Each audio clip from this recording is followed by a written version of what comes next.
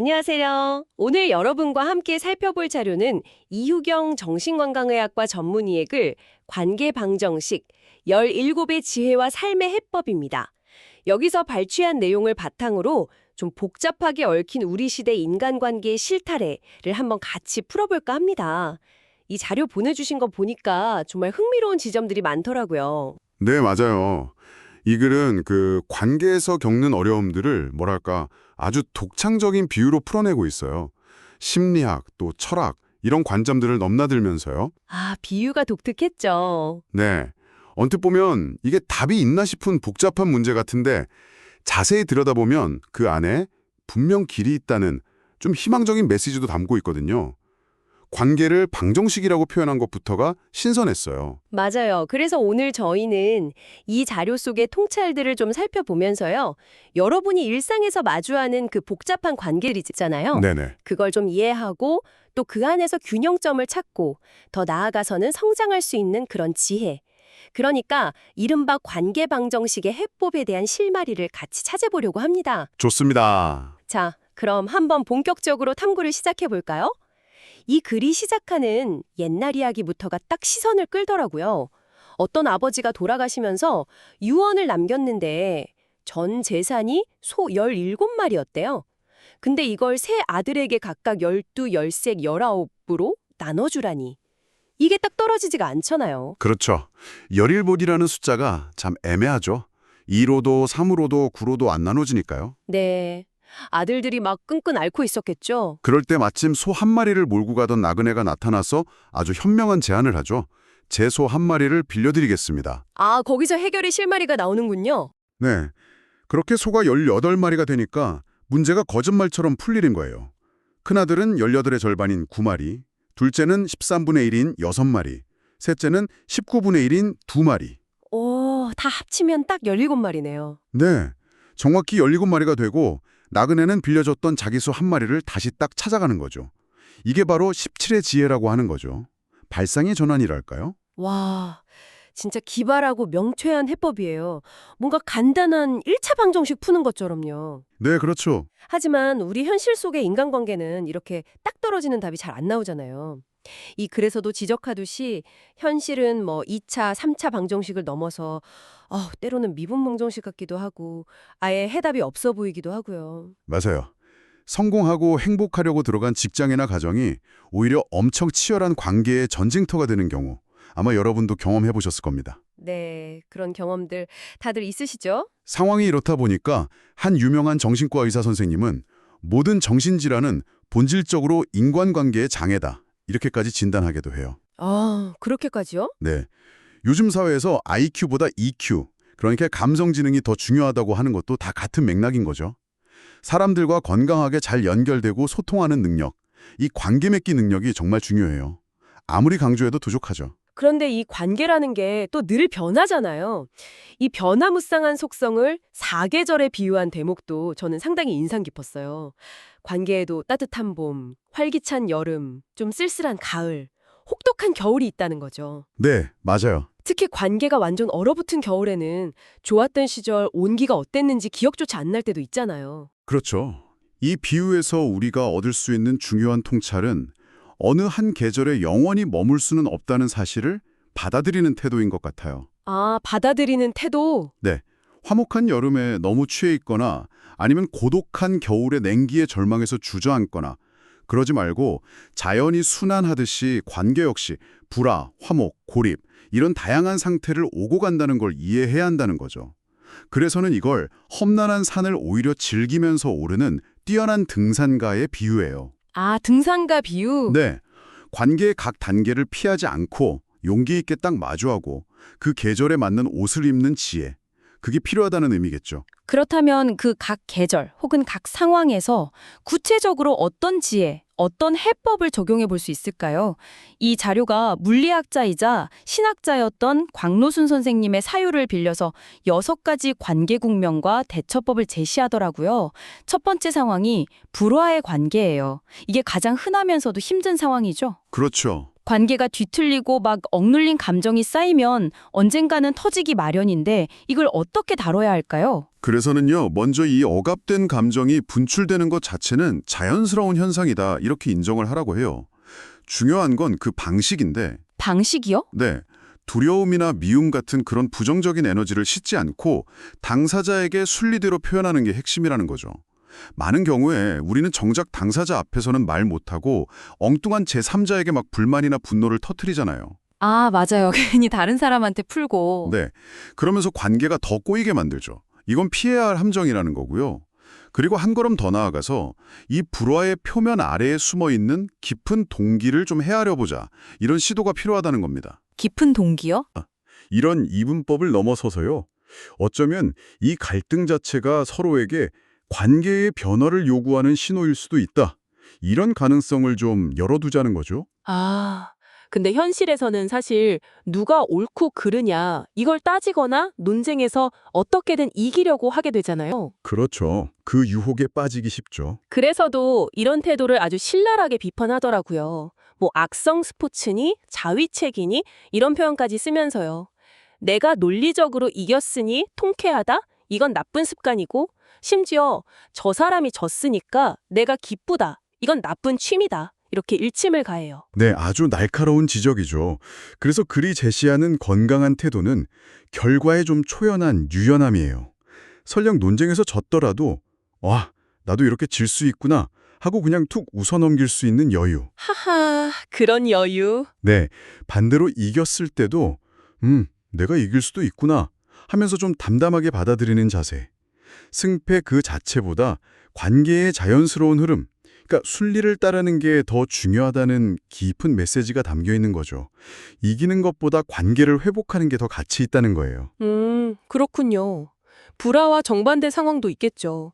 관계가 아주 순탄하고 좋을 때, 즉 화목의 상황. 이때는 어떤 자세가 필요할까요? 그리고 또 혼자 있는 시간, 고립은 어떻게 받아들여야 할까요?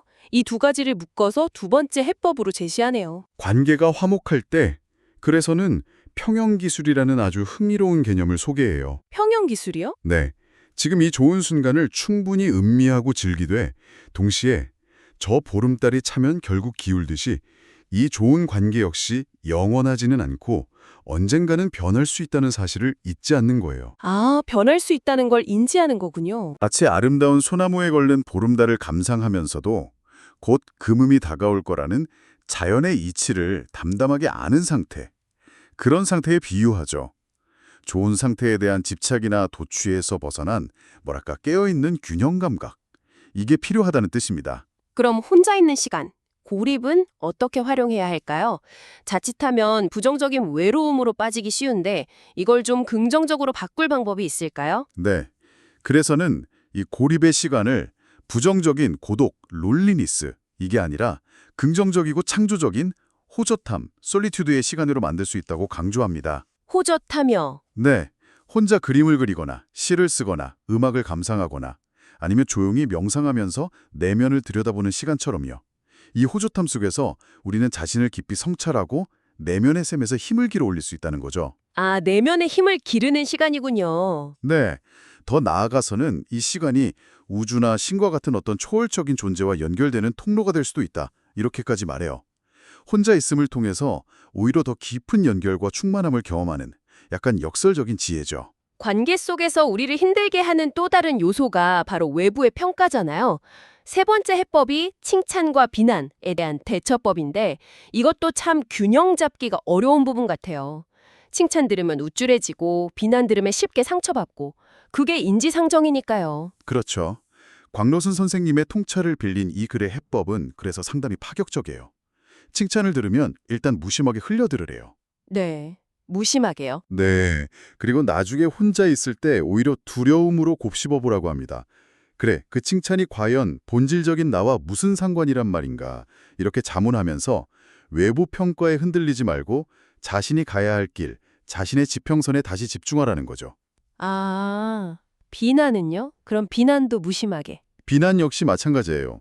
일단 무심히 받아들이고 혼자 있을 때 고마움으로 새겨볼 수는 있겠지만 궁극적으로는 그것이 나와 무슨 상관이란 말인가 하면서 다시 자신의 길로 돌아오라는 겁니다. 타인의 시선이라는 감옥에서 벗어나서 주체적인 삶을 살아라. 이런 강력한 메시지죠. 칭찬이나 비난처럼 명확한 평가가 아니라 좀 더 미묘한 감정, 예를 들어 섭섭함 같은 걸 느낄 때는 어떻게 해야 할까요?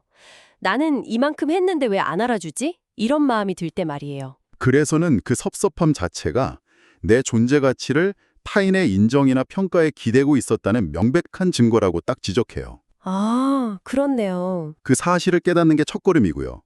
그리고는 이런들 좀 어떠하며 저런들 좀 어떠하랴 이렇게 스스로에게 읊조리면서 세상의 평가로부터 자유로워지는 연습이 필요하다고 말합니다.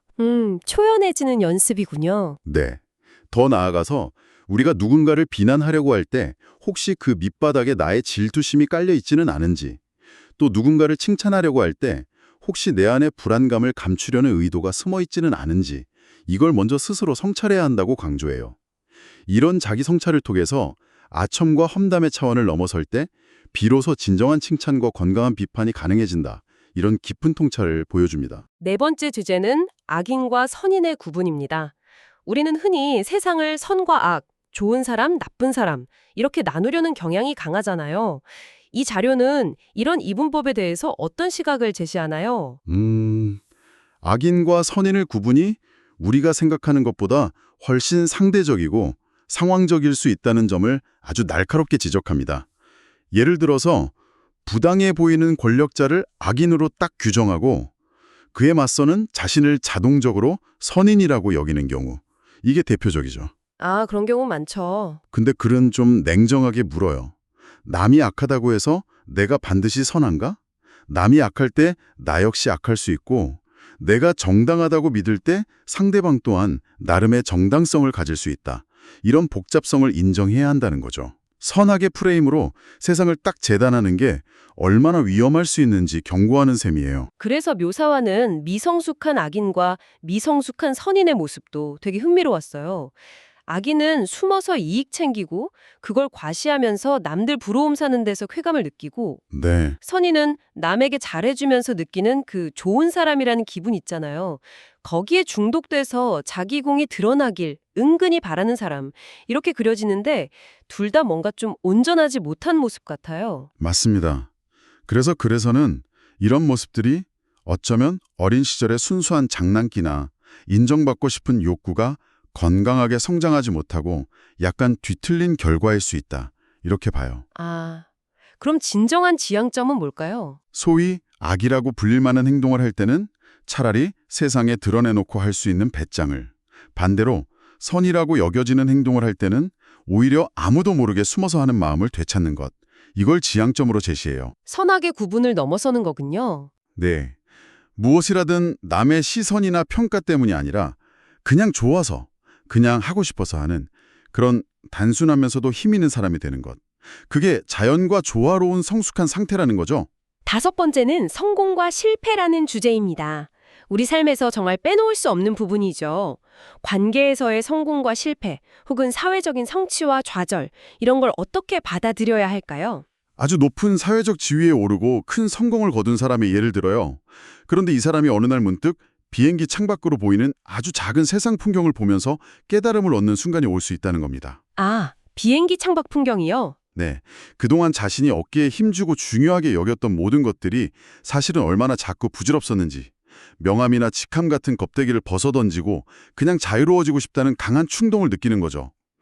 이렇게 자신의 유한함과 자금을 겸허히 인정하고 끊임없는 분별과 경쟁의 세계에서 벗어나고 싶다는 열망이 생길 때, 그때 비로소 진정한 자기가 되는 출구로 나아가는 문이 열린다고 말합니다. 와, 그럼 반대로 큰 실패를 경험하고 좌절한 사람은 어떤 출구를 찾을 수 있을까요? 실패 때문에 세상을 원망하고 자기 자신을 막 학대하면서 깊은 무력감에 빠진 사람이라도요.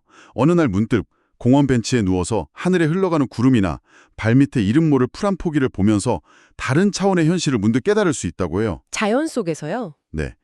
나의 실패나 좌절과는 아무런 상관없이 세상은 여전히 아름답게 흘러가고 삶은 계속되고 있다는 그 엄연한 사실을 온몸으로 느끼는 거죠. 실패가 내 인생의 전부가 아니라는 자각. 이게 찾아올 때 비로소 우리는 잘났든 못났든 있는 그대로의 나를 긍정하면서 나는 나다 라고 우주를 향해 당당히 선언할 수 있는 그런 오기와 기쁨을 되찾게 된다는 거예요. 아, 입니다. 성공이냐 실패냐 이 이분법을 넘어서 결국 자기 자신으로 온전히 바로 서는 것, 그게 중요하다는 깊은 울림을 줍니다. 마지막 6번째 해법은 뜨거운 삶입니다. 이게 단순히 열정적으로 산다, 이거랑은 조금 다른 더 깊은 의미를 담고 있는 것 같아요. 뜨겁게 산다는 건 구체적으로 어떤 상태를 의미할까요? 네, 여기서 말하는 뜨거운 삶은 삶이 우리에게 던져주는 모든 경험들 있잖아요. 회의, 사랑, 즐거움, 미움, 욕망, 쉼, 용서, 웃음 이런 것들을 피하지 않고 그 끝까지 밀어붙이면서 온전히 경험하는 것을 의미해요. 끝까지 밀어붙인다. 네, 예를 들어 의심이 찾아오면 그 의심 자체마저 의심할 정도로 철저하게 파고들고 사랑에 빠지면 나와 너라는 구분마저 잃고 사랑이라는 신비 그 자체에 온전히 몰입하는 시기죠. 숨을 쉬는 그 순간조차 어떤 우주적인 깊이와 연결돼서 호흡하는 듯한 삶의 매 순간을 피상적으로 흘려보내지 않고 최대한의 진폭으로 살아내는 그런 치열한 자세를 말합니다. 그렇다면 뜨겁게 사라진다는 건 또 어떤 의미일까요? 삶의 마지막 순간을 어떻게 맞이해야 한다는 걸까요? 마치 가을날 잘 익은 과일이 아무런 미련 없이 소리 없이 가지를 떠나서 땅에 몸을 맡기듯이요.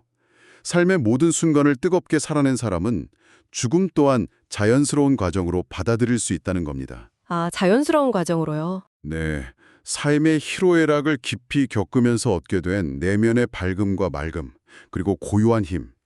이걸 바탕으로 죽음에 대한 원초적인 두려움을 경건한 마음, 즉 경외로, 죽음의 어둠을 어머니의 품 같은 따뜻함과 푸근함으로 받아들이는 자세를 말하는 거죠.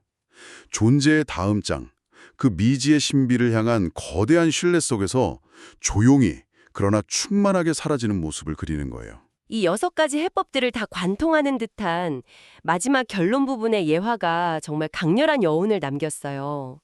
억울하게 아기 아버지로 지목된 어느 스님 이야기였잖아요. 아, 네. 그 이야기 정말 인상 깊죠. 온 마을 사람들한테 손가락질 받고 비난받으면서 묵묵히 아기 젖동량 시켜 키울 때도, 또 몇 년 후에 진짜 아버지가 나타나서 눈물로 사죄하면서 아이를 데려갈 때도 스님의 반응은 놀랍도록 한결같았죠. 그냥 담담하게 그렇습니까? 네, 맞아요.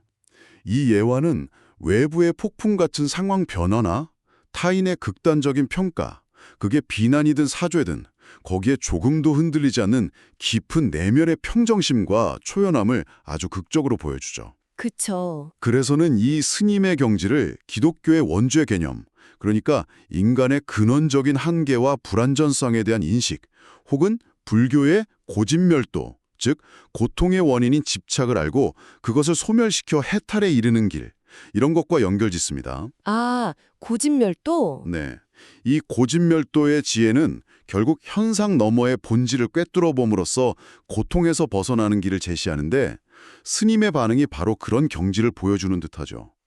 또한 심리학자 칼 융이 말한 동시성, 싱크로니시티 현상처럼 눈에 보이는 인과관계를 넘어선 어떤 보이지 않는 질서나 의미 있는 우연의 가능성까지 시사하면서 생각의 폭을 넓혀줍니다. 논의 끝에 이 관계방정식의 궁극적인 해법은 무엇이라고 제시하고 있나요? 그 X값은 도대체 뭘까요? 그리 직접적인 답을 딱 내놓기보다는요. 하늘에서 이루어진 것 같이 땅에서도 이루어지리다라는 기도의 한 구절을 인용하면서 중요한 방향을 암시해요. 아, 그 구절이요? 네, 궁극적인 관계의 회복과 건강함은 어쩌면 눈에 보이지 않는 질서, 신성이나 우주적 원리 혹은 자신의 깊은 내면과의 관계가 먼저 회복될 때 자연스럽게 따라오는 결과일 수 있다는 거죠. 내면과의 관계 회복이 먼저군요. 그럴 수 있다는 거죠. 사도 바울이 교인들에게 보낸 편지에서 내 영혼이 잘됨같이 네가 범사에 잘되고 강건하기를 내가 간구하노라 이렇게 기도했던 것처럼요. 영적인 건강함, 내면의 조화가 결국 현실의 모든 관계와 삶의 형통함으로 이어진다는 깊은 통찰을 제시합니다.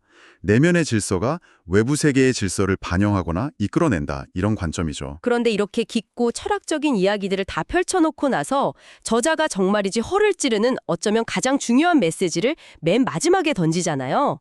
우리가 관계에서 정말 알아야 할 핵심적인 지혜는 사실 아주 가까운 곳, 바로 유치원 시절에 이미 다 배웠다는 거예요. 하하, 맞아요. 그거 정말 의외였죠. 네, 완전 반전이었어요. 아주 역설적이면서도 강력한 마무리죠. 저자는 우리가 유치원에서 배웠던 너무나 당연하고 기본적인 규칙들을 다시 한번 상기시켜줘요. 예를 들면 가진 거 친구랑 나누기, 속임수 안 쓰고 정정당당하게 놀기, 친구 때리지 않기, 네네. 사용한 물건은 제자리에 놓기, 내가 어지럽힌 건 내가 스스로 치우기, 남의 물건 함부로 손대지 않기, 잘못했을 땐 미안하다고 진심으로 사과하기. 아, 정말 기본적인 것들이네요. 그렇죠. 밖에 나갔다 오거나 밥 먹기 전엔 손 깨끗이 씻기, 따뜻한 오후엔 잠깐 낮잠 자기, 길 건널 땐 친구 손 꼭 잡고 서로 의지하기, 세상의 작은 것들에도 놀라움과 경이로움을 느끼기, 그리고 삶과 죽음이 함께 있다는 걸 어렴풋이나마 인지하기, 뭐 이런 것들이죠. 듣고 보니까 정말 그렇네요. 그렇게 복잡하게만 느껴졌던 관계 문제의 핵심적인 해법들이 사실은 이렇게 단순하고 기본적인 가치들 안에 이미 다 녹아 있었다는 메시지군요. 뭔가 머리를 한 대 딱 맞은 듯한 느낌이에요. 오늘은 이후경 전문의의 글 관계 방정식 17의 지혜와 삶의 해법을 통해서 우리 삶의 정말 중요한 부분인 인간관계의 복잡성 그리고 그 해법의 실마리들을 다각도로 살펴봤습니다.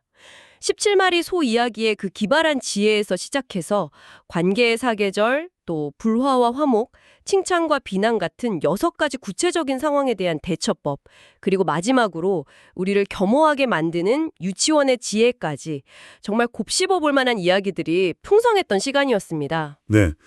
오늘 나는 많은 이야기를 중에서 특히 마지막에 등장했던 그 유치원에서 배운 지혜 있잖아요.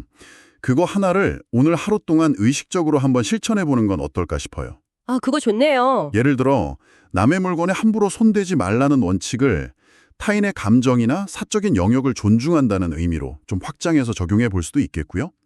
아니면 네가 어지럽힌 것은 네가 깨끗이 치워라. 이 원칙을 관계 속에서 내가 만든 오해나 갈등의 뒷수습에 적용해 볼 수도 있겠죠. 네, 뒷수습 중요하죠. 네, 아주 작은 실천 하나가 의외로 꽉 막혔던 관계에 신선한 바람을 불어넣을 수도 있지 않을까요?